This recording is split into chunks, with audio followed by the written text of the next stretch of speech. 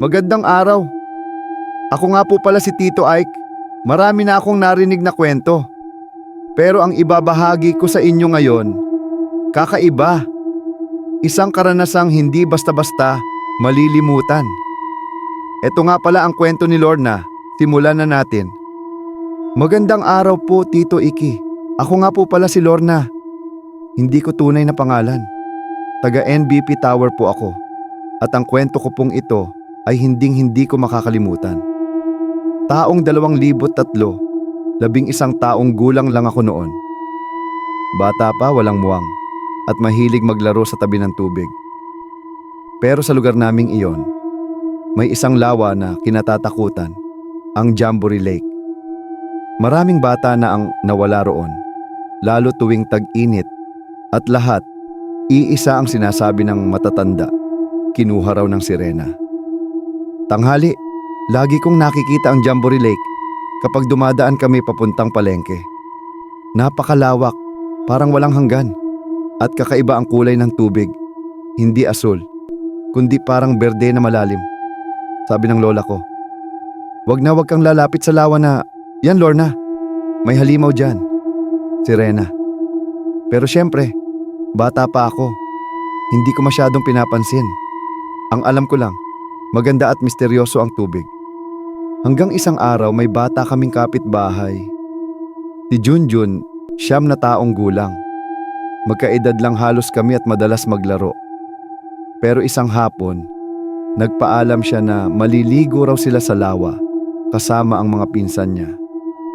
Kinabukasan, hindi na siya nakauwi. Pagkatapos mawala si Junjun, lahat ng matatanda sa baryo nagtipon sa plaza.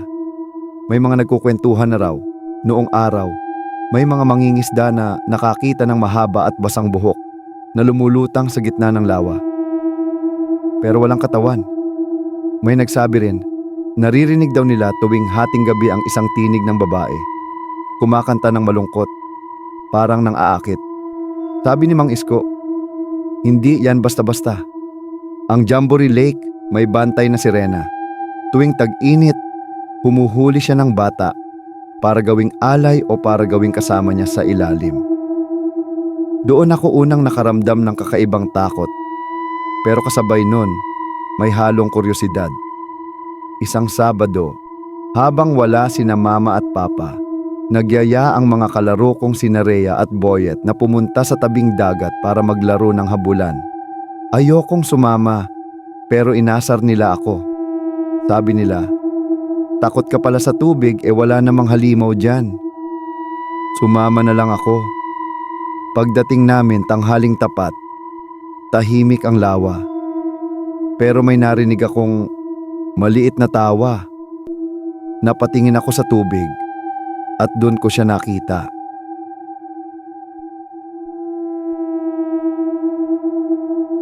Sa gitna ng lawa, may nakaupong babae sa isang bato. Mahaba ang buhok, kumikislap sa araw, at parang kulay pilak ang mga mata. Nakangiti siya sa amin, lalo na sa akin. Walang ibang nakakita kundi ako. Parang ako lang ang kinakausap ng tingin niya. Hinila ako ni Rhea. Hoy Lorna, anong tinitingnan mo?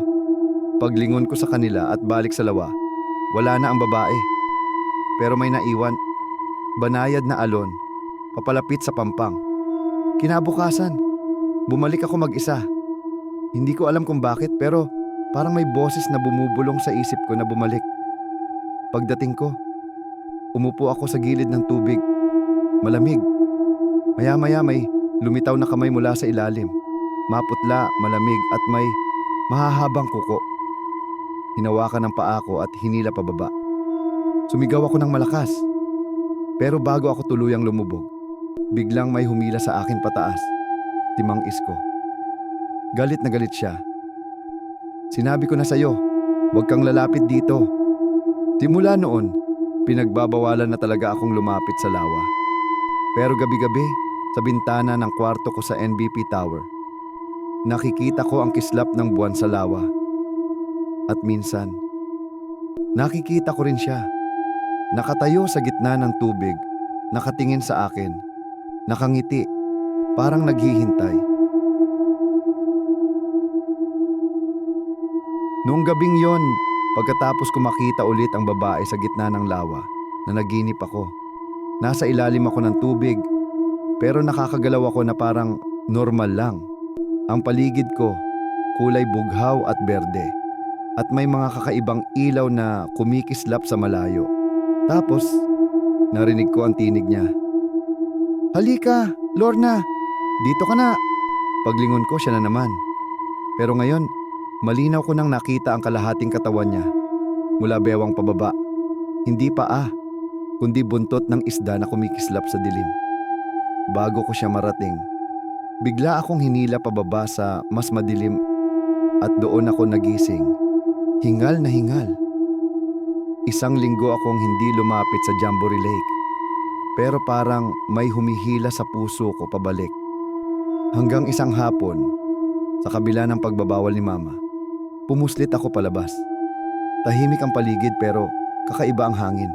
Mabigat at malamig kahit tirik ang araw. Paglapit ko sa pampang, may nakita akong maliit na laruan. Luma na pero pamilyar. Laruan yon ni Junjun. Pag-angat ko, may sumulpot na alon at sa ilalim, kita ko ang mahabang buhok na gumagalaw sa tubig, paikot sa akin.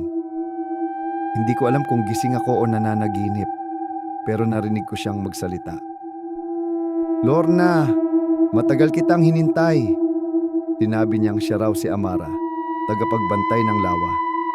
Noon daw, isang grupo ng sundalo ang nagtapo ng mga pinatay sa ilalim ng tubig. Mga inosenteng babae at bata, at isa siya sa mga iyon. Sa galit at lungkot, naging nilalang siya ng dagat. Isinumpa na bawat taon, kukuha siya ng isang bata para maging kasama niya sa ilalim bilang paghiganti sa mga tao. Kinabukasan, may nawawala na namang bata sa baryo. Sabi ng mga matatanda, tuwing buwan ng Abril, may alay na kinukuha ang lawa. Lalong humigpit ang bantay sa amin. Pero alam ko sa sarili ko, ako ang gusto niya. Noong gabing iyon, habang natutulog ako, naramdaman ko ang malamig na tubig sa sahig ng kwarto ko. Tumataas hanggang umabot sa kama ko. At mula sa ilalim, lumitaw ang mukha niya.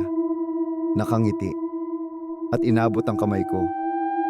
Hindi ko alam kung paano, pero nakalabas ako ng pinto, tuloy-tuloy hanggang sa lawa.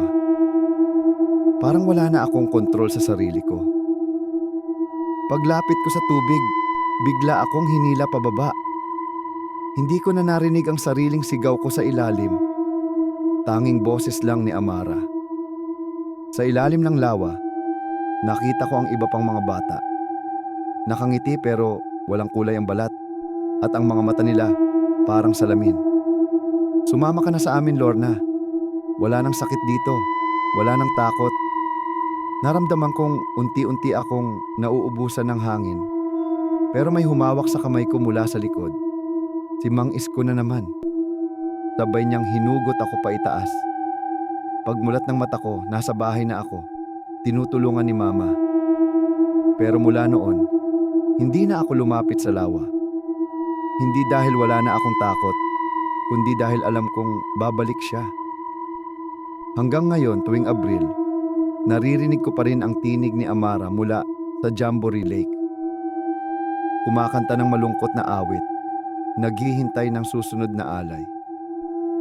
At minsan, sa panaginip ko, kasama na ako sa ilalim. Kaya kung sakaling mapadaan kayo sa Jamboree Lake, lalo na kapag Abril, huwag na huwag kayong lalapit sa tubig. Hindi lahat ng kumikinang ay ligtas. At hindi lahat ng magandang ngiti ay para sa ikabubuti mo.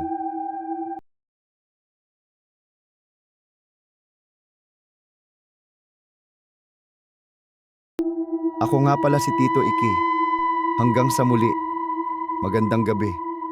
At kung kayo ay may sarili ring karanasan na nakakatakot o hindi maipaliwanag, maaari niyong ibahagi sa akin. Dahil sa susunod, kwento mo naman ang mapapakinggan. Huwag kalimutan mag-like, mag-subscribe at i-share ang video na ito. Maraming salamat sa pakikinig at ingat kayo palagi, lalo na sa dilim.